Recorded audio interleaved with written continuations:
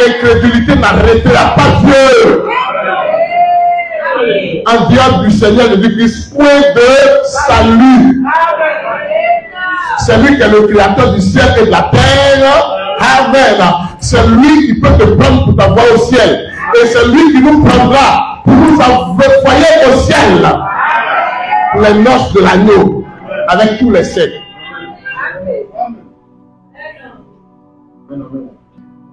Que son nom soit élevé. Amen. Philippe lui dit, Seigneur, montre-nous le Père, cela nous suffit. Oui. Seigneur dit, mais il y a si longtemps que je suis avec vous et tu ne m'as pas connu, Philippe. Celui qui m'a vu a vu le Père. Comment dis-tu, montre-nous le Père? Celui qui m'a vu a vu le Père. Celui qui m'a vu a vu le Père. Voyez, tous les incrédules là, tous les anges, tout ce qui existe dans l'univers, c'est le Seigneur Jésus-Christ qui les a créés. En le lien, ils sont en train de se condamner eux-mêmes. Voyez, ils existent, mais qui t'a créé? Un être aussi complexe que l'homme.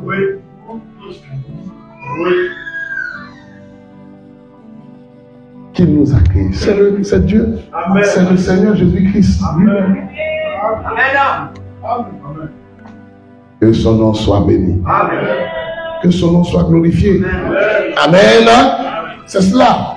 Ici, il est dit au verset 41, ce fut lui qui rencontra le premier son frère Simon et il lui dit, nous avons trouvé le Messie, ce qui signifie Christ. Et il le conduisit vers Jésus. Jésus l'ayant regardé, dit, tu es Simon, fils de Jonas, tu seras appelé Céphas, ce qui signifie Pierre. Le lendemain, Jésus voulut se rendre en Galilée. Et il rencontra Philippe et lui dit, suis-moi. Philippe était de Bethsaïda, de la ville d'André et de Pierre. Philippe rencontra Nathanaël et lui dit, nous avons trouvé celui de qui Moïse a écrit dans la loi et dont les prophètes ont parlé, Jésus de Nazareth, fils de Joseph. Vous voyez, ils avaient le même langage. Nous avons trouvé celui dont il est parlé dans la loi de Moïse et tous les prophètes ont présenté. Amen. Nous avons trouvé le Christ. Nous avons trouvé celui dont il est parlé dans la loi de Moïse. Amen. Amen. Le Christ, le Sauveur. Amen. Quand tu as reçu le salut, quand tu as la révélation de qui est Jésus, quand tu as la révélation de ce pourquoi tu es sur la terre, et où tu vas, tu n'as pas honte de parler de ça. Amen. S'ils veulent, ils n'ont qu'à faire de toi ce qu'ils veulent. Ça ne te dit rien. Tu n'as pas peur. Tu sais que celui qui vit en toi est plus fort que celui qui est dans le monde. Tu ne peux pas avoir peur des sorciers. Tu ne peux pas. Donc tu ne peux pas proclamer que tu es fils du Créateur du ciel et de la terre. Et qu'il vit en toi. Tu n'as pas peur. Amen. Amen. Mais certains même, ils ont peur des sorciers. Ils ont peur de proclamer qu'ils sont devenus chrétiens. Ils ont peur de proclamer qu'ils vont au ciel. Ils ont peur de proclamer ça, frère. Que notre Seigneur soit béni. Voici pourquoi ils ne peuvent pas se multiplier. Ils ne peuvent pas. Amen. Amen. Mais parce que ce n'est pas Christ qui est le centre de leur vie. Frère, les standards mondains là, ce ne sont pas les standards des fils et des filles de Dieu. Voilà pourquoi je parlais de ce que frères et sœurs bien-aimés, pour le mariage là, n'ayons pas des standards mondains. Ayons les standards de Jésus-Christ. Amen. Un fils de Dieu n'est pas compliqué. Il est simple. Une fille de Dieu n'est pas compliquée. Elle est simple. Que notre Seigneur soit béni. Amen. Frère, vous voyez évidemment que l'épouse là, c'est une aide qui t'est semblable. Est-ce qu'on peut dire amen à ça? Amen. Frère, pour le monde là, qu'est-ce qui constitue les standards? Non, elle n'a qu'à être belle, elle n'a qu'à avoir, excusez-moi, un bon postérieur, elle n'a qu'à avoir un teint ciré, non, frère.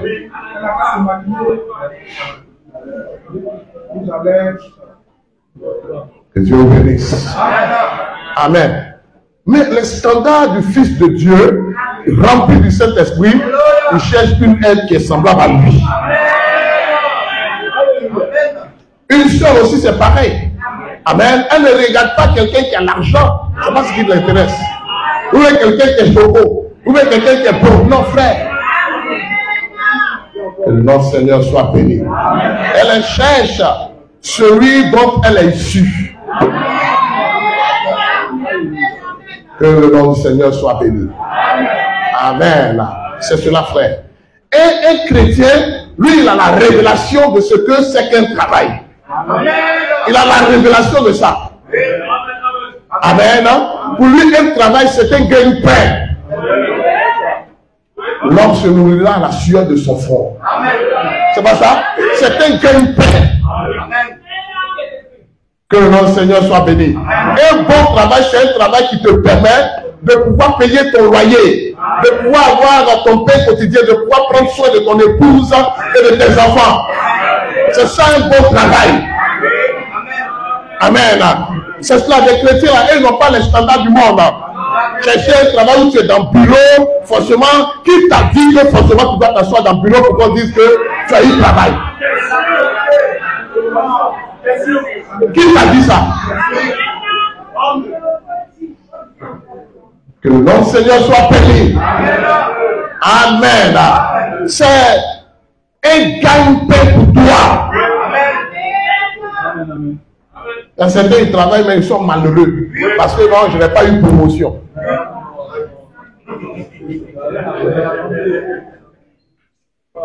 Non, frère. La promotion, Dieu va te la donner. Amen. Mais ce n'est pas à cause de promotion que tu travailles. Tu travailles, c'est pour nourrir ta famille. Amen. Et pour pouvoir faire face aux besoins de l'homme de Dieu.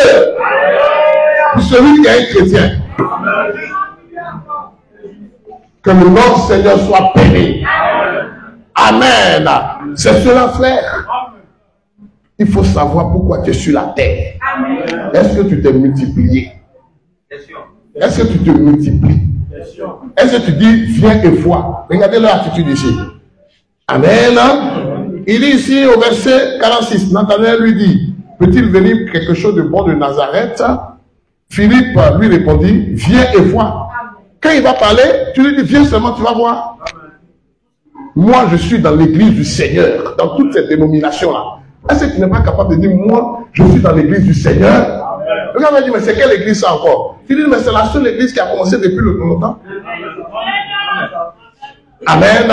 C'est parce que tu n'es pas convaincu qu'il y a une seule église, qu'il y a une seule foi, que tu peux te dire que non, le fait qu'il va à l'église déjà, qu'il est honnête, il vit bien, il est sérieux, c'est suffisant. Il n'est pas plus sérieux qu'un bouddhiste.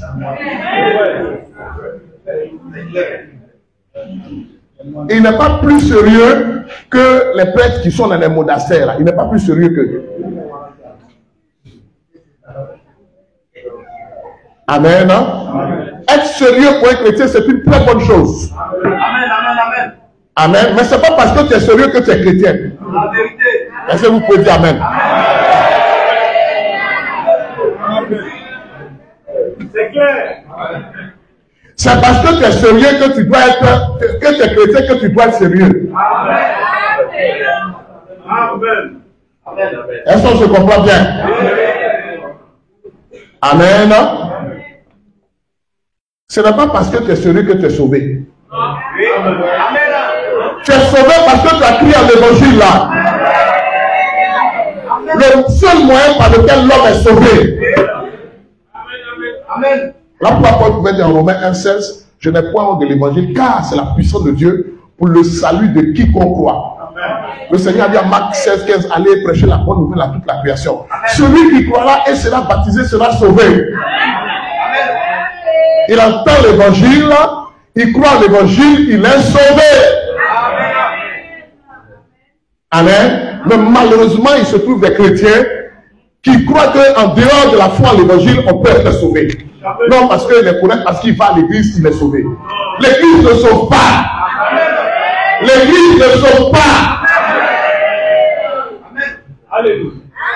Le seul moyen par lequel Dieu sauve l'homme pécheur, c'est de croire au sacrifice qu'il a accompli à la croix du calvaire et de se faire baptiser en son nom, participant ainsi à la mort, l'ensevelissement et la résurrection avec lui.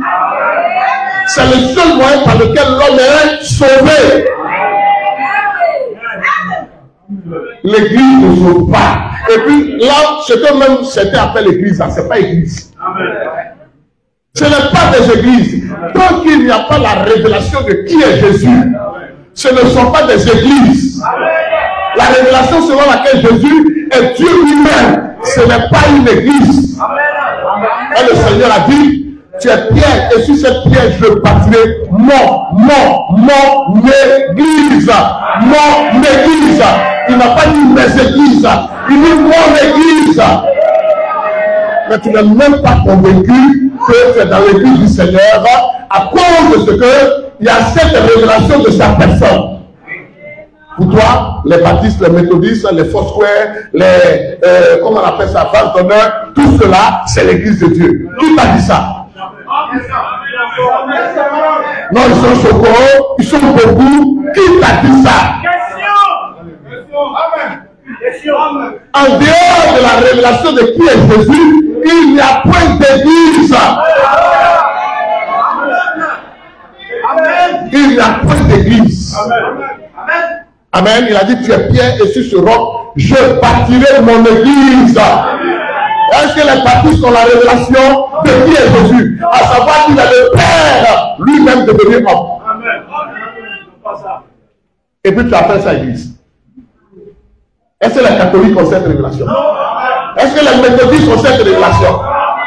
Et puis tu appelles ça église. Parce que là-bas il parle de Jésus.